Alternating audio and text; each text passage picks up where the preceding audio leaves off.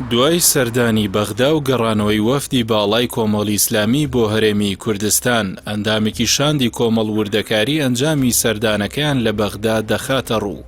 عەبدولستار مەجید ئەندامی شاندی کۆمەڵ بۆ بەغدا ئاماژە بەوە دەکات لە کۆبوونەوەکانیان لەگەڵ مستەفا کازمی سەرۆکوەزیرانی عێراق داوایان کردووە پەلە لە ناردنی پارەکەی هەرێم بکات. کازمیش پێی وتون بەم نزیکانە دەینێرێت. ئەندامی شاندەکەی کۆمەڵ لەبارەی پارەی گەنمی جوتیاران بە پەیامی وت سەرۆکوەزیرانی عێراق بەڵێنیدا قۆناغ بە قۆناغ پارەکە خەرج بکات. ئێمە لێ باسی شایستەداراییەکانمان کردووە کە پەیوەندی بە هاوڵاتیانی هەرێمی کوردستان و پێمان گوتون فەرمانبەرانی هەرێمی کوردستان لە هەرێمی کوردستان ستەمێکیان لێ دەکرێ، هیوادارین ئێوەش نەبنە هۆی ستەمێکی کە لێیان بکرێ، ئەو بڕە پارەی بنێرن بۆ هەرێمی کوردستان. لە بەشێکدا ئێمە باسی شایستەی دارایی جوتیارانی هەرێمی کوردستانمان کردووە کە بڕی 576 ملیار کەوتوتە لای عێراق ئی ساڵانی 2014 2015 و 2016 کە دیارە بەڕێز سەرۆکوەزیرانی عێراق بەڵێنیدا کە بەم زوانە ئەم بڕە پارەیە خەرج دەکرێ، بەڵام قۆناغ بە قۆناغ.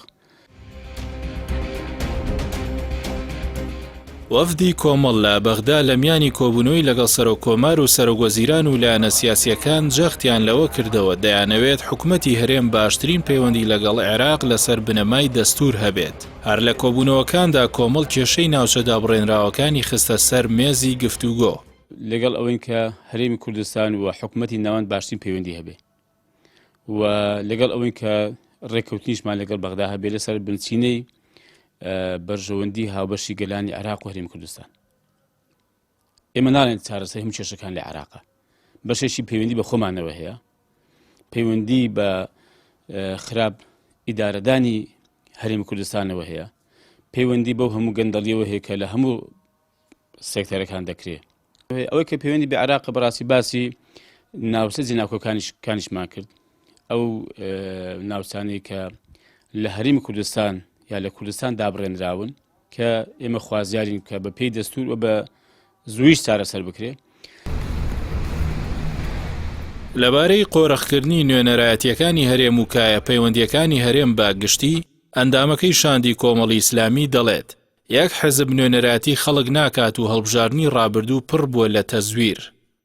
ئێمە پێمان وانیە کە هیچ کەسێک و هیچ لایەنێک بە تاقی تەنیا بتوانێ بەڵێ من نوێنەرایەتی کوڕ دەکەم.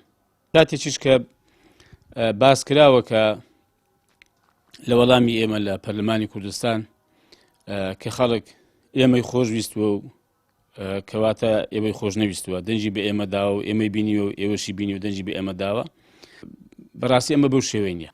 پارتی دیموکراتی کوردستان لە سلێمانی بەقەدەر ئێمە دەنجی نەهێناوە. ئەگەر وایە خەڵک خۆشی دەوێن، ئەگەر ڕاستە خەڵک لەگەڵ ئێوەیە، ئێوەی بینی و ئێمەشی بینی، ئەی بۆ لێوێنە دەنج زیاتر بە ئێمەدا کەوا بە لەوێ ئێمەی بینیوە و ئێوەشی بینیوە، ئێمەی خۆشویستەوە ئێوەشی خۆش نەویستەوە، بۆ هەموو دەسەڵات و پاوری ئیمکانێک کە بەدەستیانەوەیە. لە هەولێرە یەکێتی هەر بەقەد ئێمە تۆزێک لەوانەیە لە ئێمە شتێک زیاتر هێنابێ، کەواتە بەڕاستی بە پێوەەر نییە، نە پێوەرە بۆ نوێنەرایەتیکردنی خەڵک و بەڕاستی نە پێوەریشە بۆ ینی ئەو کورسانێک کە ئێستا هاتوومە کاتی خۆی باسمان کرد و ئێمە ئەو کۆنوسشمان ئامە ینی واژوو نەکرد بۆ هەڵبژاردنەکەی 30/9 2018 کە پێمان وابوو تەزویراتێکی ئێزگار زۆر کراوە.